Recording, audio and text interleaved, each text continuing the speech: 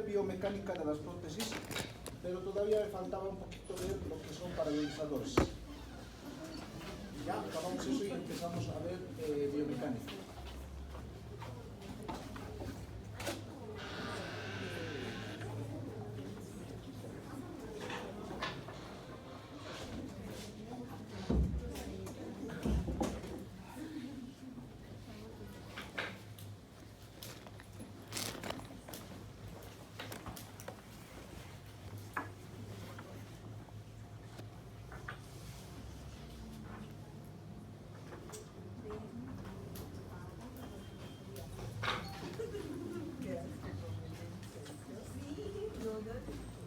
Bien, la anterior clase hemos visto ya lo que es esta parte de los paralelizadores, toda la parte introductoria.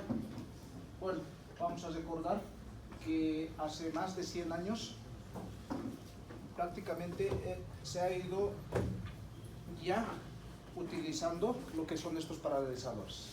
Ya en el año 1918, Fortunati hace y logra hacer una construcción de un aparato, claro, no así, ¿no? Pero un aparato que a partir de esto lo utilizaba para hacer, en este caso, lo que es un diseño de una PPE. Entonces, vamos a acordarnos un poquito, ¿no? Lo que es la base.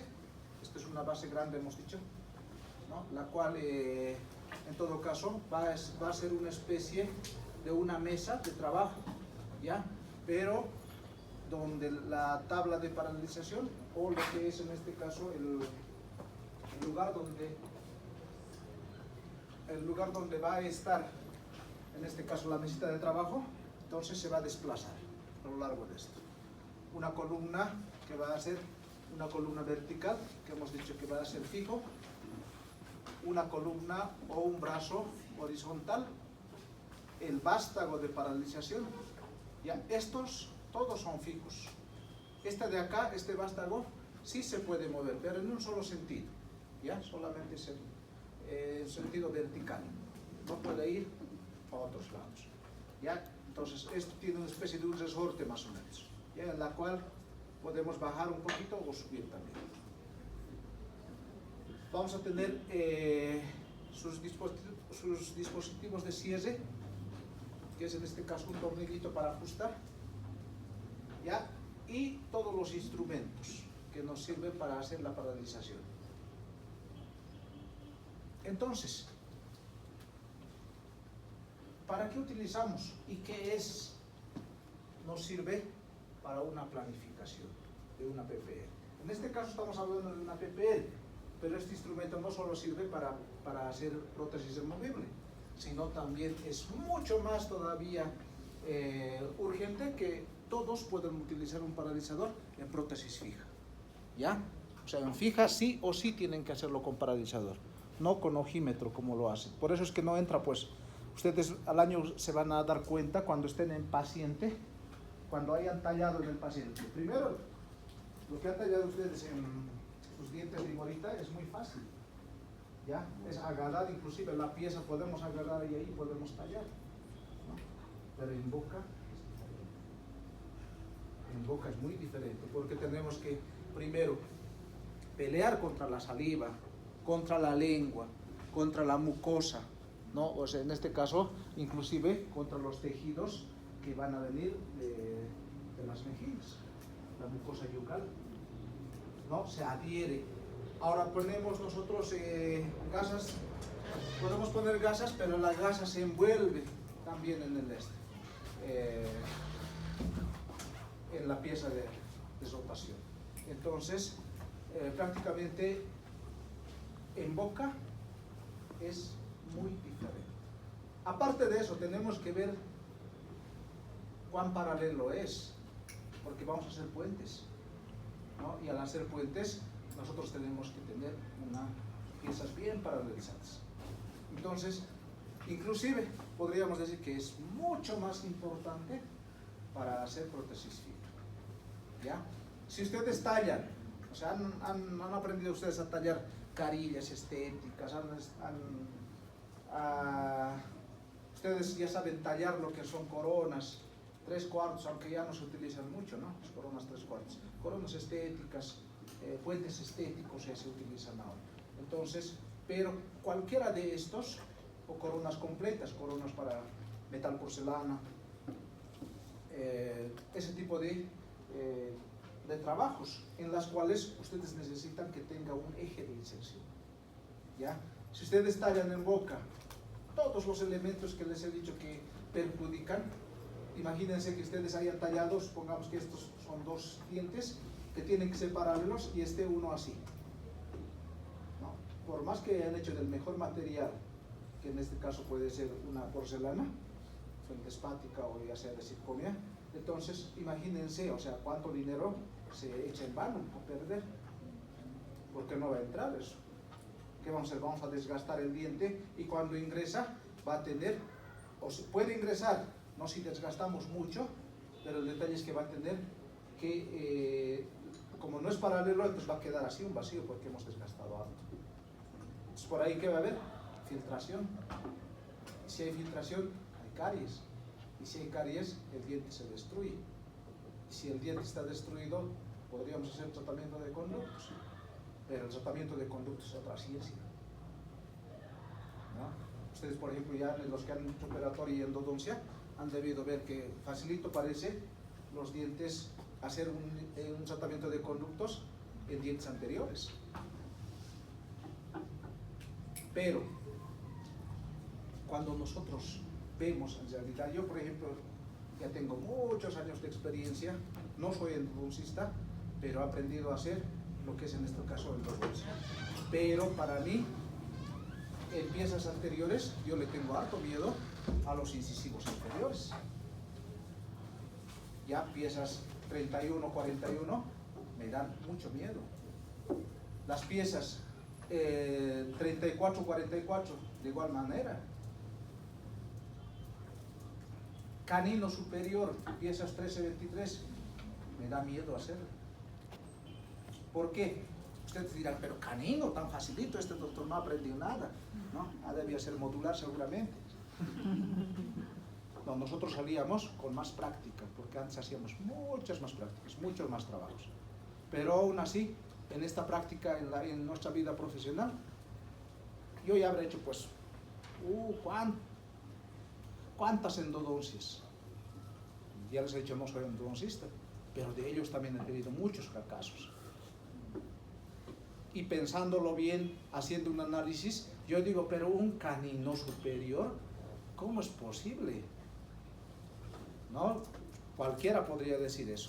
La única, ¿por qué ustedes podrían tener una idea por qué he fracasado en un canino superior? ¿Por qué? ¿Cómo han aprendido ustedes en anatomía dentaria? ¿Cómo son las formas de los dientes, de los conductos? En operatoria, ¿cómo han aprendido? ¿Cuántos conductos tienen? Anatomía dentaria por sobre todo, ¿no?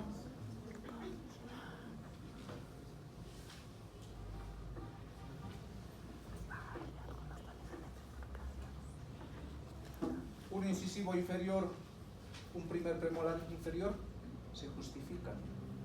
¿Por qué? El incisivo inferior, ¿cuántas raíces tiene? ¿Ah? Una solita, pero suele tener 2 conductos. ¿Ya? Y normalmente empieza con un conducto, pero se bifurca y vuelve otra vez a un solo ápice. ¿Ya? Un primer premolar inferior, de igual manera. Son los dientes que con más frecuencia no termina o no empieza y termina en un solo conducto. Yo he tenido muchos fracasos en esos dientes. Ya por eso a veces tengo amigos endodoncistas a los que más los odio, les digo, ay, ya. Le llamo y le digo, te voy a mandar un pacientito, les digo. Canino superior. Canino superior es grande, es súper amplio. Yo la primera vez que fallé en un canino superior, o sea, estaba bien instrumentado, todo eso ya estaba obturado. En la radiografía post-BO también estaba todo bien. ¿Pero qué ha pasado? Saqué por mesial, por distal, porque nosotros tenemos como un instrumento de trabajo la radiografía, pero la radiografía es en 2D. Ahora se trabaja en 3D. Entonces tenemos que trabajar con tomografías. ¿Ya? Entonces, para mí, por ejemplo, no había una explicación lógica de haber fallado en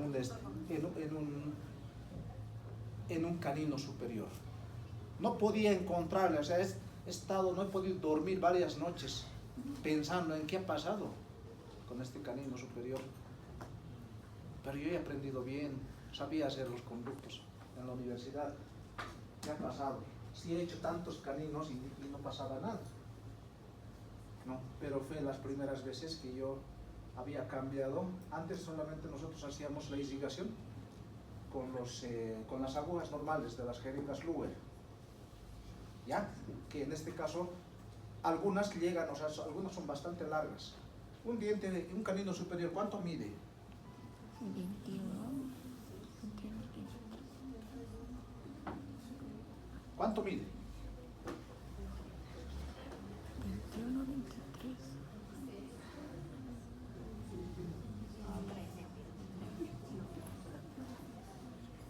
¿Cómo es saber anatomía o cómo han pasado ustedes? ¿Por sorteo? ¿O en la semana aniversaria de les pasa? 26 ¿cuánto? 26.7 milímetros. Entonces, ¿qué pasa? Al ser grande, antes no me salía mal en estos caninos, porque yo hacía con la aguja y hacía pues, o sea, compresión y subía la irrigación hasta allá arriba, hasta el ápice. Pero he cambiado las últimas que son ahora para endodoncia, irrigadores, ¿no? Que tienen una salida lateral. O sea, ya no sale directo, sino sale por el ladito. ¿Ya? Al no haber de este tamaño, o sea, de ese tamaño, porque existen caninos mucho más grandes, ¿no? Alguna vez yo hice, por ejemplo, con 31. ¿Ya? 31 no existe pues ni las ¿no? Ni las limas. Hay unas que venían con esa, de esas unitas. Yo tengo un jueguito de hace muchos años que la guardo como reliquia porque hasta ahora no he visto ahí. Entonces, se le hace la instrumentación y está todo bien, solo que no hemos podido irrigar. ¿Con qué se irriga? Con hipoclorito. ¿Al cuánto? 2%. Al 5.5 viene, ¿no? Pues aquí 5. ¿Cuánto cuesta? 5 pesitos. ¿Con cuánto de agua tendrían que irrigar? O sea, en todo el proceso. ¿Con cuánto les han enseñado a irrigar?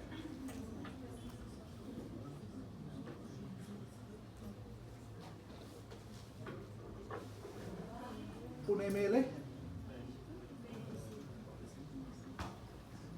2 ml, 5, 5 ml, ¿cuánto?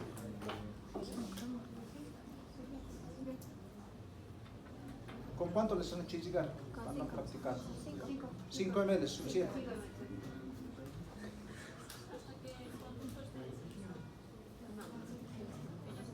Ya.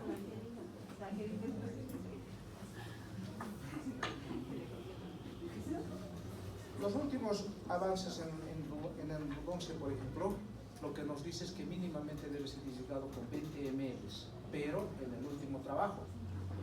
O sea, ¿qué quiere decir? Que hemos llegado a ápice y ahí con 20 ml mínimamente. Pues claro, en las jeringas no de 20 ml, sino en las de 3, ¿no? Varias veces. Varias veces. Lo que pasa es que en ese canino he fracasado yo porque no ha llegado mi irrigación hasta allá arriba.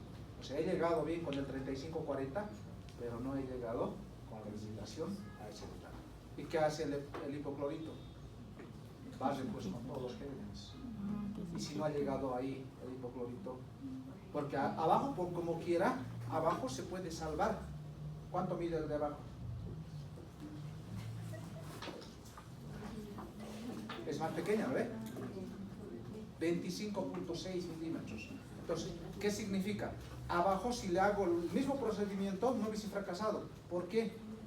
Porque en este caso, podía bajar por gravedad hacia abajo.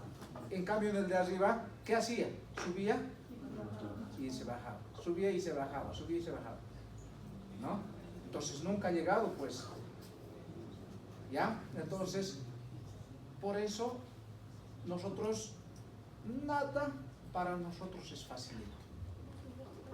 Alguna vez también con un incisivo central yo tuve un fracaso. Incisivo central, puedes ver todo,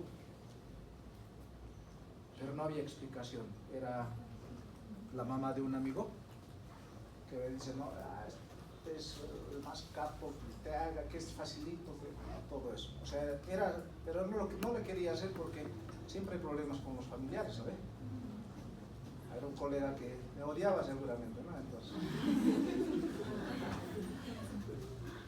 por eso primero salameado y luego no dormí igual muchas noches pensando en qué ha pasado. He sacado radiografías y ahí he visto una pequeña mancha y había sido de absorción ya externa. Entonces, no era un conducto, sino que era una reabsorción que se bajaba ahí, justo no dolía, ¿no? Y yo instrumentando, había un momento que sangraba, pues. Yo decía, ¿por qué sangra? No tendría que sangrar, ¿no?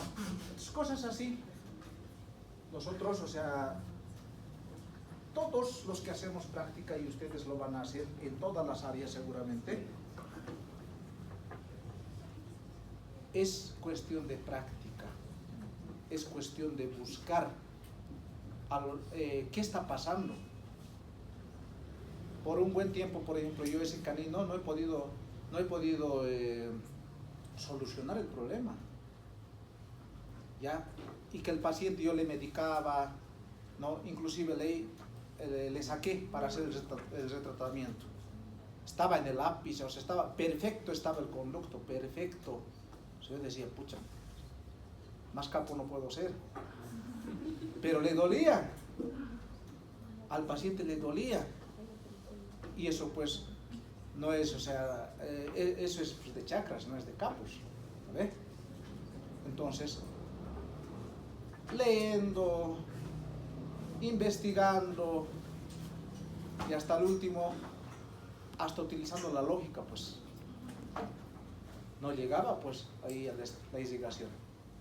Entonces ese había sido uno de los motivos. Hasta que descubrí un día leyendo un libro, yo estaba pues ya obsesionado con la endodoncia, o sea, ¿qué ha pasado, no? ¿Qué ha pasado? Estaba leyendo esos libros y dice que la irrigación tiene que ser 20 ml por lo menos. O sea, cuando hemos llegado al ápice. Y yo después decía, pues, pero ¿y esto cuánto es? Son solamente 25 milímetros, o sea, la agujita que tenía, 25 milímetros. Faltaba, pues, ahí, y justo esa pieza había sido un poquito más grande, 27, creo que era 27, 25, algo así, un poquito más grande. Entonces, 25 no llegaba. Entonces he cambiado de aguja. En ese momento busqué otra aguja que era más grande, pero no había para vender en el mercado. Entonces tuve que utilizar nomás las agujas que anteriormente he utilizado. He lavado muy bien, lo he obturado y hasta ahora nada. Ya, pero ha sido, o sea, algo que a mí me ha marcado, ¿no? O sea, no es solamente subestimar. Igual, cuando hacen extracciones, cuando hacen endodoncia, cuando hacen obturaciones, todo eso es para nosotros siempre debe ser con mucho cuidado. Alguna vez, por ejemplo, igual tuve un problema, justo fue en este caso, ya por eso yo le tengo mucho miedo a un incisivo lateral, a un incisivo central inferior. De igual manera era remitido por otro amigo, ¿ya? Otro pseudo amigo seguramente, ¿no? Y ha visto algo y ha dicho, ay no, a este le pasaré, ¿no? Y resulta que era un día como que un poco libre, digamos. Mi familia estaba libre y dijimos, no, vamos al cine, ¿no? Yo tenía que atender por aquí en un consultorio. ¿No? Me dice, ven pues a tratarle a mi consultorio. ¿Ya? Y yo dije, bueno, voy a bajar a las 3, hasta las 4 eso está resuelto, ya tranquilamente. 4:30 nos vemos en el cine. Ustedes compren nomás las boletas, las pipocas y todo eso. Yo vengo y entramos. 4:30, 4:15, ya me llaman, ¿no? ¿A qué hora? ¿A qué hora vas a venir? Que ya están las pipocas, que estamos entrando, que... Y yo dije, yo no, pues en ese momento ya estaba, mi paciente estaba sangrando. Estaba sangrando y ¿qué ha pasado? No sabía, no tenía una explicación. Habíamos hecho inclusive, o sea, se ha hecho con las gomadique, con todo eso. Supuestamente estaba instrumentando bien, pero solamente lo hice con una radiografía. Inclusive me ha mandado antes, este es el caso, me dicen, una radiografía, me manda, yo veo esta, no pasa nada, ¿no? 4:30 yo estaba sudando. Y ya me estaban llamando del cine, que como pues así siempre es, que no...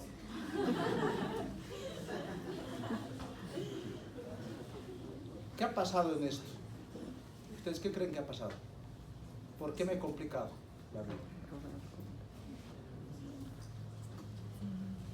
Porque no he planificado bien, ¿ya?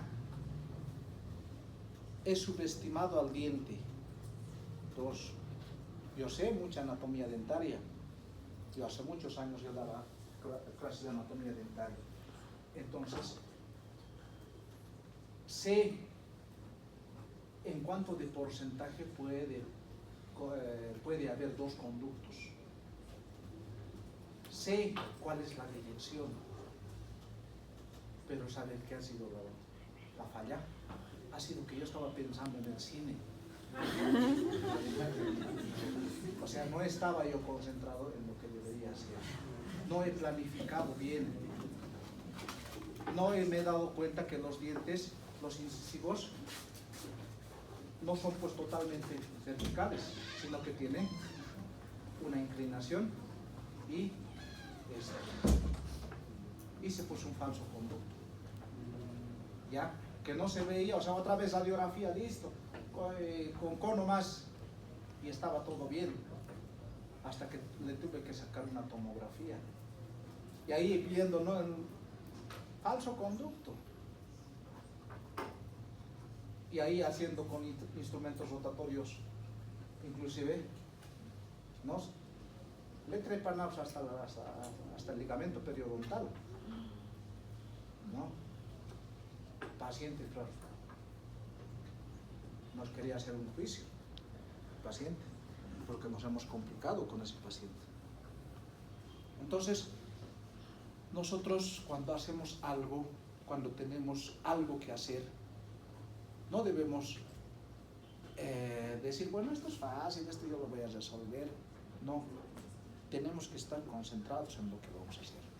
Si voy a hacer una obturación, tengo que estar concentrado en mi obturación. Si voy a hacer una PPR, si voy a hacer un puente, si voy a tallar algo, si voy a hacer una endodoncia, cualquiera de esas cosas, ¿no? Tenemos que hacer una planificación. A mí me han enseñado antes, cuando yo estaba de estudiante, cuando yo pasé un diplomado también, que cada pieza, por ejemplo, para endodoncia les estoy hablando, ¿no?, porque ahí he tenido varios problemas, que cada pieza debo describir cómo es. O sea, ¿qué hago? Mi pieza, ya pieza 34, por decir. ¿No? Esta pieza va a ser, tiene un tamaño, ¿no? ¿Cuánto es la corona? ¿Cuánto es la raíz? ¿No? ¿Qué tan delgado puede ser? Tengo que ver la radiografía, cómo está. cuando se ve como raíces fantasmas o algo así como fantasmas, estamos jodidos. Yo en esas cosas ya no me meto ahora, ¿no? Con la experiencia. Pero antes he hecho todo. Algunas me han salido bien, otras mal. Entonces he tenido muchos fracasos. Entonces cualquier cosita que yo vea en la radiografía, para mí ya es parar. Si tienes que pedir tomografía, hazlo. Porque mi prestigio está de por medio. ¿Ya? Porque queriendo hacer, ahí viendo, ¿no? Como ese día cuando fui al cine, dije, bueno, pues yo me voy a embolsillar aquí 500 pesitos, o si es un poquito más 700 bolivianos, con eso les voy a invitar al cine y todo eso, ¿no? Tranquilamente, hasta me sobraba dinero. No he pagado, si mi esposa ha pagado. A la final, porque yo me vine sin plata, estaba preocupado. Ni siquiera he visto bien el cine, claro, después he venido, ¿no? Después de Coivir, he venido a ver el cine, no sé, no me acuerdo qué cosas siquiera hemos visto, ¿ya? Pero estaba pensando más en eso. Entonces, la planificación para nosotros es, pues, trascendental en todo. Y en PPRs ahorita lo que les hablo es prácticamente que nosotros debemos hacer una planificación. Si nos van a tener problemas, al año ustedes en fija se van a acordar, cuando ya hayan tenido el problema se van a acordar, pero el doctor ha dicho que había que planificar, ¿no? Cuando ya hayan perdido plata, se van a acordar. Cuando la PPR no ingrese en boca, se van a acordar. ¿Ya? ¿Por qué? Porque todo lo tomamos a la ligera. Recién nomás, la anterior semana, jueves, creo era. Sí, jueves. No todos mis estudiantes que pasan en tercero conmigo pasan en cuarto conmigo, sino es que nos separtimos. Somos 5 docentes y los que tienen más estudiantes son la doctora Siles y el doctor Belso. ¿Ya? Después, Seaca, Chipana y mi persona, nosotros tenemos alrededor de 20, 22, 23 personas simplemente. ¿Ya? Entonces, uno de mis estudiantes había estado por ahí. Había estado trabajando en su PPR en un oclusor. No se puede trabajar en oclusor. Ya tenemos que trabajar en articuladores. Me lo he levantado el oclusor. Tenía que montar otra vez. No era mi estudiante. El año pasado hice mi estudiante. Pero este año, ¿cómo me va a hacer quedar mal así? Pues me lo he alzado, ha tenido que hacer otra vez eso. Entonces, aquí les exigimos, pero tal parece que muchos colegas, por ejemplo, en el ejercicio profesional se olvidan de todo. Se olvidan de muchas cosas. ¿Ya?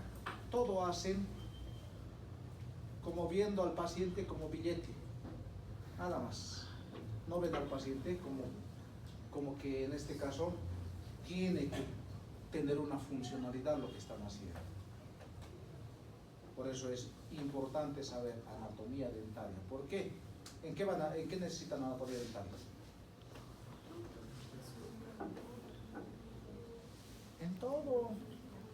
Prótesis fija, prótesis removible, hacer endodoncia, para hacer obturaciones, para todo. Si yo no sé anatomía dentaria, difícilmente eso es, ¿no? Lo mismo, si ustedes no saben hacer prótesis removible o PPRs, no van a saber hacer prótesis sobre implante, porque ustedes van a hacer eso. Prótesis sobre implante van a hacer ustedes.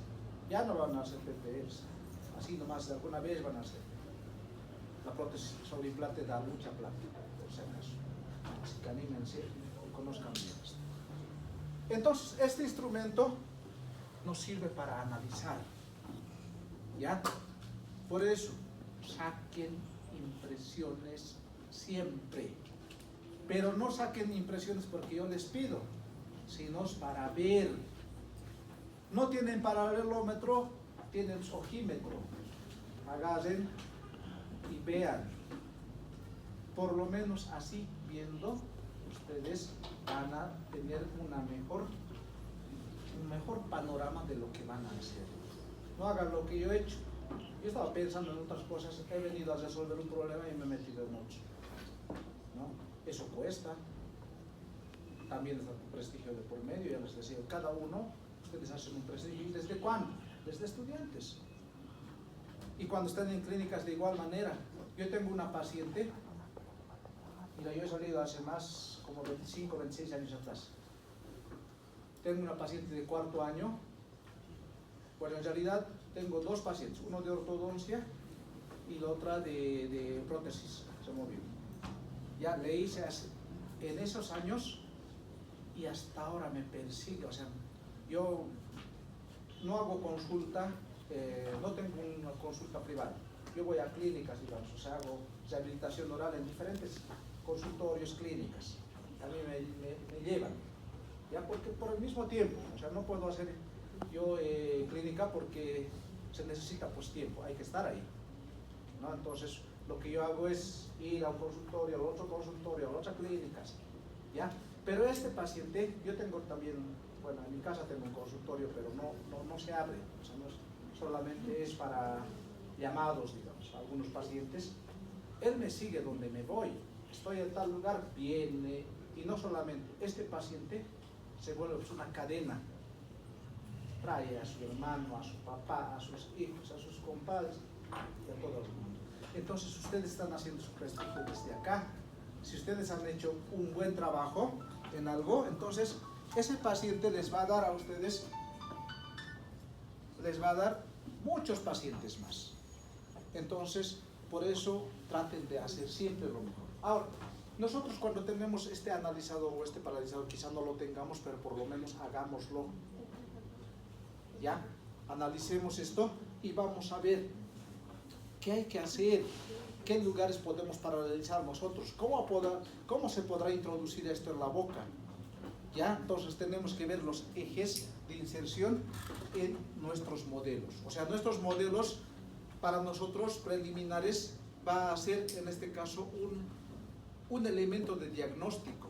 De igual manera en prótesis fija removible, a mí lo que un poquito me molesta es que ustedes cuando están en cuarto les sacan la impresión porque les hemos pedido, pero no hacen ningún tipo de análisis, le hacen la cubeta individual, después igualito nomás le sacan la impresión definitiva, claro, mejor, pero no hemos hecho nada al respecto de estos dientes inclinados, de que no tiene buena inserción, de que está más grande el otro, que está mucho más pequeño.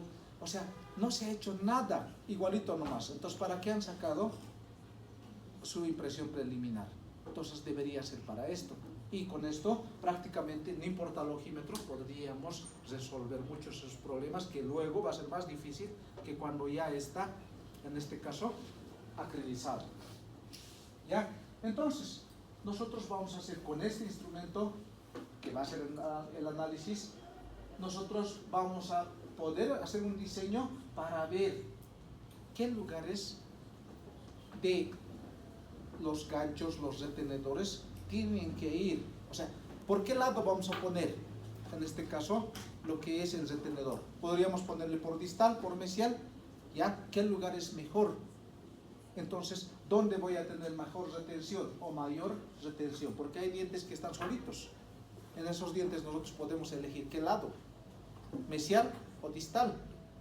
Pero si yo no analizo nada, o sea, el mecánico por el lado más fácil me lo va a hacer, mi retenedor. ¿Ya? Entonces, todo eso tendríamos que ver. Ahora, nosotros, cuando esté ya colocado nuestro aparato, estos deberían, en este caso, desplazarse con facilidad.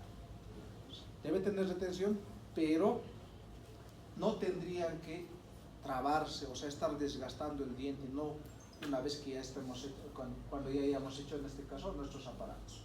¿Ya? Además, que este paralizador para nosotros debe buscar una relación con un eje de inserción ya de tipo vertical. Aquí tenemos cómo es que se realiza. Hemos visto nosotros, estos son instrumentos analizadores en las cuales primero vamos a hacer lo que es el ecuador del diente, ¿ya? Y posteriormente vamos a ver nosotros que se utilizan estos instrumentos analizadores que van a tener, por sobre todo para ver en qué lugar puede estar mejor la retención. Fíjense acá, este instrumento analizador 0.25, ya, aquisitos, hasta ahí nomás llega, ¿no? ¿Qué quiere decir? Que está muy arriba. Pero si nosotros bajamos acá, es un poquito más, y más abajo se puede retener mucho, mucho mejor. Entonces, eso es para nosotros, para ver, en todo caso, ya hacia dónde vamos a ir. Estos instrumentos ya lo conocen, ¿no? Hemos visto los calibradores, 0.25, ¿ya? O uno también le llama, 0.50 y 0.75. ¿En qué se diferencian? En que este vástago de acá es más delgadito acá y este más grueso. ¿Y eso qué quiere decir? Que esta parte de acá, la terminación donde va a llegar, entonces va a ser en todo caso mucho más amplio. O sea, si bien reduce acá, pero aquí se vuelve mucho más amplio. ¿Ya? Ah, y estas de acá, no, este es el instrumento donde en todo caso va a entrar el grafito. ¿Ya? Este es el instrumento analizador y este va a ser el que va a cortar la cera y también los tejidos duros para cera. ¿Cómo vamos a hacer ahora esto? Ya les he dicho que sí o sí tiene que tener zócalos. ¿Ya? Estos zócalos debemos poner en nuestra platina de trabajo y tiene unos tornillos para poder inmovilizar. ¿Ya? Pero una vez que nosotros tengamos eso, nosotros tenemos que buscar en el modelo, primero tenemos que hacer lo que esté paralelo. Ya hemos dicho que tiene movimientos de lateralidad, ¿ya? Izquierdo-derecho. También tiene movimientos antero-posteriores. Entonces, ¿qué tengo que hacer? Tengo que buscar paralelismo. Tengo que buscar paralelismos, ¿ya?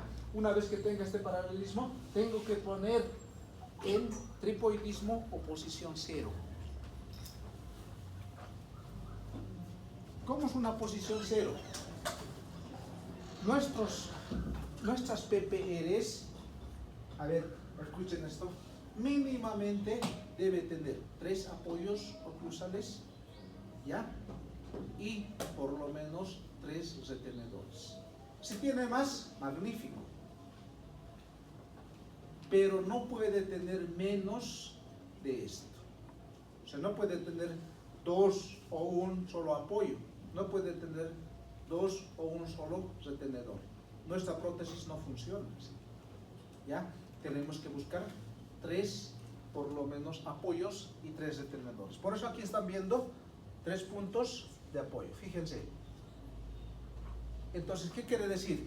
Que esto tiene que estar paralelo con lo que es la superficie, en este caso de oclusión. Buscamos que 3 lugares del modelo por lo menos choquen. Ahora, si chocarían más, no hay problema, está mucho mejor. Pero mínimamente buscamos. A eso lo llamamos posición cero o tripoidismo. ¿Para qué? Para que nuestra prótesis entre y salga, ya, de lo que es en este caso o como un eje de inserción. Ya tenemos que buscar eso, de que no estemos poniendo en el paciente que entre de un lado, después al otro lado. Puede hacer eso, pero cuando está planificado. Ya sabríamos de qué lado tiene que ingresar y qué lado tiene que entrar y trabarse. Entonces, vamos a buscar paralelismo. Paralelismo entre dientes. Fíjense, acá está desgastado ya, porque existía mucha inclinación.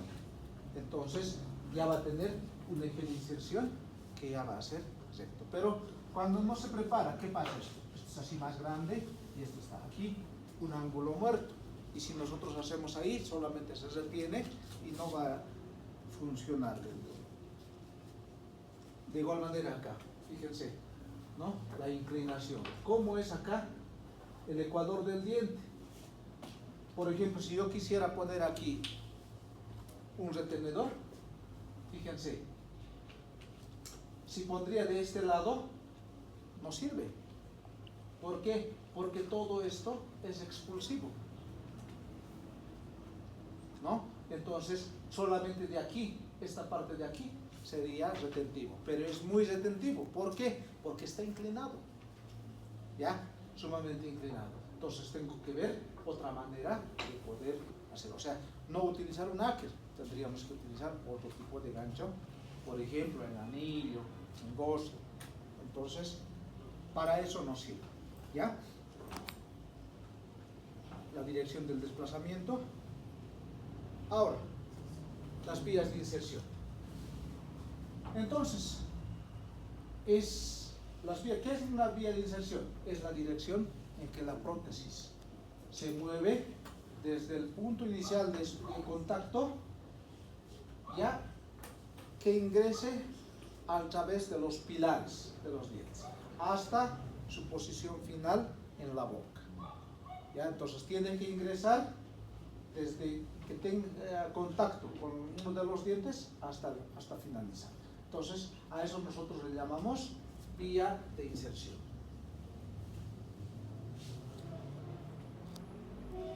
Vía de remoción es al lado contrario.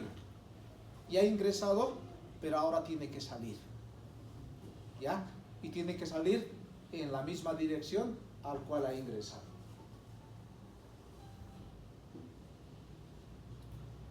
Entonces, ¿cuáles son los factores que van a determinar la inserción y la remoción de esto? Planos guía, ¿ya? Las áreas de retención, interferencias y la parte estética. O sea, nosotros tenemos que tomar en cuenta estos 4 parámetros para ver nuestras vías de inserción y remoción. Por ejemplo, a veces le falta los dientes anteriores, pero sí tiene caninos. Entonces, para nosotros sería mucho más fácil ponerle en el canino por el lado mesial, que sería mucho más facilito. Pero no podemos hacerlo. ¿Por qué? Porque es pues estético. Tengo que buscar otra vía, por distal tal vez, o solamente una placa proximal le pueda poner para que este paciente no tenga el problema estético. Ahora, las interferencias de igual manera, ¿no? Si yo quiero hacer en una clase 1, clase 2, por ejemplo, quiero hacer un gancho de tipo vertical, estas interferencias óseas por sobre todo, va a hacer que no podamos poner. ¿Ya? ¿Por qué? Porque está mucho más, ese lugar va a estar mucho más sobresalido, en la cual puede lesionar, en este caso, el conector menor. Entonces, esos son algunos factores en los cuales frecuentemente tenemos estos problemas. Vías de inserción, esta vía de inserción sería esta, ¿no? En un solo punto. Fíjense, tiene que ingresar de esa manera. Pero, ¿qué pasa cuando el diente está inclinado? Entonces, también me sirve para eso. Si yo planifico, puedo no desgastar este diente, pero puedo hacer, por ejemplo, que primero ingrese esto y luego tenga que ingresar este otro. O sea, ya va a ser en 2 tiempos. El otro solamente en un solo tiempo, ¿no? Acá en 2. Pero no voy a poder poner aquí el retenedor. ¿Por qué? Porque toda esta parte es expulsiva. Entonces voy a ponerle, pero va a ser en vano. No va a servir. O sea, vamos a tener un fierro ahí, pero no va a tener su funcionalidad. Entonces, ¿qué le estoy poniendo? Solamente el apoyo cruzado. ¿Por qué? Porque este es el que va a hacer todo el trabajo que tendría que haber hecho esto. Si le pongo aquí, va a estar de adorno, simplemente. Entonces, para eso me sirve hacer una planificación además, para que no exista una rotación. Entonces, esa es la vía de inserción, juntamente del modelo. Eso vamos a verlo en la parte práctica, ¿no? Ahí tenemos, deberíamos buscar siempre una alternativa. No siempre es desgastar nada, sino que en todo caso, si existe la posibilidad, por ejemplo, que ingrese primero esto y esto después, entonces también buscamos eso. Ahora, normalmente cuando está inclinado, se hace un bloqueo acá, con cera, ¿ya? Acá, en ese tipo de inserciones, nosotros, o por sobre todo los mecánicos, hacen un bloqueo. No pueden hacer nada más, pero ¿qué es lo que pasa? Fíjense cómo queda, ¿ya? Si hacemos un bloqueo, entonces, del laboratorista o del mecánico dental ya no es su culpa. El laboratorista no trabaja, no puede modificar. Lo único que hace es trabajar sobre lo que tiene. ¿Qué tenía aquí? Un diente inclinado. Por lo tanto, no hay eje de inserción. Si hacía esto de acá, estamos fritos, porque no iba a ingresar, ¿no? O sea, porque es un ángulo muerto. Entonces, ¿qué tendría que hacer aquí? El estudiante o el odontólogo tenía que hacer acá un desgaste o aumentar resina en esta parte. ¿Ya? ¿Para qué? Para que esto no haya solamente bloqueo. Aquí el mecánico es bastante capo, por eso de esta manera lo ha resuelto. Ya ha hecho otro eje de inserción, uno aquí y otro. O sea, primero aquí y después aquí. Ya no esto puede entrar inclusive en un solo sentido. ¿Por qué? Porque haya bloqueado con cera ahí. Pero ahora, ¿qué va a pasar en el paciente? En el paciente se va a empacar la comida y constantemente va a ser un lugar donde va a tener molestias nuestro paciente, porque nosotros no podemos poner acrílico. Fíjense cómo queda.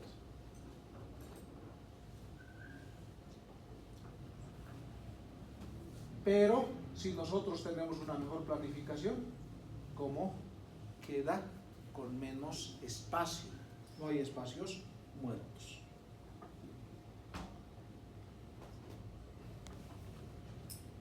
Este es otro caso.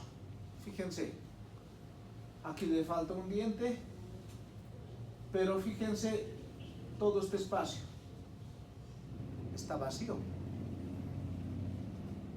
Le va a molestar constantemente esto. O sea, cada que coma se va a introducir ahí la comida y el paciente va a estar sacando y va a decir, no sirve esto. Y de verdad que no sirve. ¿Por qué? Porque el odontólogo no ha planificado. Este espacio tenía que haber hecho ya en su primera impresión, ya se tenía que haber dado cuenta. Entonces tenía que haber bloqueado esto, o podía poner resina, o hacer los desgastes para que tenga, en este caso, una mejor inserción. Ahí está un desgaste pequeño que hace que tenga una mejor terminación de su PPR. Entonces, planos guía. Ya con esto se realizan los planos guía, en la cual vamos a buscar que sean paralelos en los dientes, ahí buscando el paralelismo. Fíjense acá, de igual manera, esto ya es en la boca del paciente. Entonces, ¿qué está haciendo acá? Está preparando la boca. O sea, una impresión definitiva, después de ver en el paralelizador, ahí deberíamos venir y analizar. Pues en este lugar, para mí está muy inclinado, entonces tenemos que desgastar. No hay otra manera. Ya, entonces preparamos. Entonces podemos desgastar con una fresita ahí. De igual manera ahí, fíjense, ¿no? Para que no tengamos el problema de los espacios muertos. ¿Cuáles son los objetivos? Ya, identificar las áreas de los dientes que los rebordes pueden obstaculizar en la inserción. No tenemos que ver acá, ya, tanto tejido circundante y también el diente. Ya, ahí estamos viendo, por ejemplo, lo que es la inclinación de estos, ya, y cómo podemos resolverlo. Entonces, fíjense, este es como cualquier estudiante de odontología ATM, ¿no? Que hace su alginatazo, luego lo manda al mecánico, ¿ya? Y quiere que esto ingrese en la boca del paciente. Esto se ha hecho de acuerdo al espacio que ha habido, ¿no? Pero ahora, como es un material rígido en cera, ingresa nomás, pues, no pasa nada, puede salir y puede ingresar. Pero ahora, cuando ya está así, no ingresa. ¿Por qué no ingresa? Porque no están paralelizados, ¿no? Fíjense acá, no va a ingresar a no ser que yo le desgaste. Tengo que hacer el desgaste. Ahora también me sirve para el tejido blando, hemos dicho, ¿no? Por ejemplo, acá yo no puedo hacer que venga por acá el conector menor. Localizar y medir las áreas retentivas que los dientes han sido seleccionados como pilares. Entonces, con este instrumento puedo saber a qué lugar puedo llevar mi retenedor. Si yo lo pongo en una parte muy retentiva, va a estar bien, va a ingresar, pero ya no va a querer salir, porque la retención va a ser mucha. Entonces tengo que ver acá, ¿a cuánto voy a trabajar? ¿A 0.25, 0.50 o 0.75? Estos son justo, ¿no?, de lo que estamos hablando. Entonces vamos a tener 0.25, ya, aquí la cabeza se trata de esto, ¿no? 0.50, que es más grande, y 0.75, que es mucho más grande. Muy retentivo también, para trabajar acá con PPs. Entonces ahí se está utilizando 0.25, 0.50, ¿cómo es esto? Aquí está, por ejemplo, haciéndose el desgaste respectivo. ¿Para qué? Para llevarlo o para desgastar en el paciente, porque es mucho. Entonces se hace un desgaste de esa manera. Ya ahí tenemos eso, donde vamos a ir midiendo, ¿no? En los dientes.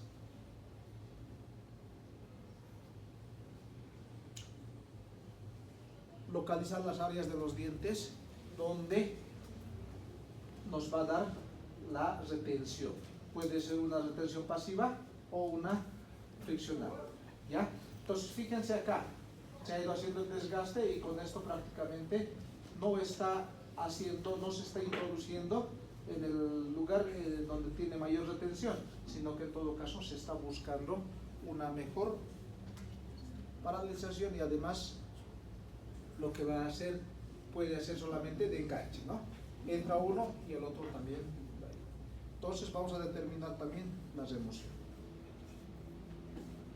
La preparación de los pilares, ¿no? Vamos a ver acá cómo vamos a hacer con lo que es la parte. Para poner, por ejemplo, lo que es el doble A. ¿A qué sectores debe ir? Ahí, para hacer un brazo retentivo, y puede ser un gancho vertical. Una vez que nosotros tengamos paralizador, ya se trabaja lo que es en cera. Esto, ya teniendo el eje de inserción, esto es lo que hace normalmente el laboratorista o el mecánico dental. Ya, ahí por ejemplo se está tallando, ¿no? Han debido ver con bastantes formas. Este es el colado, ya, ahí se está haciendo, ya después de haberle ya haciendo la parte fina, ya desgaste, todo eso, se hace el pulido respectivo. Y vamos a tener ahí lo que es el trabajo terminado. ¿Ya? Entonces, esto es el uso de paralizadores. No hemos tenido mucho tiempo para echar la biomecánica. Ya vamos a ver en biomecánica, vamos a ver cómo es que cada uno de estos ganchos, cómo los podemos utilizar y en qué casos nosotros vamos a tener o vamos a tomar ciertos puntos para decir cuál va a ser apoyo, cuál va a ser en este caso el retenedor. Muy bien.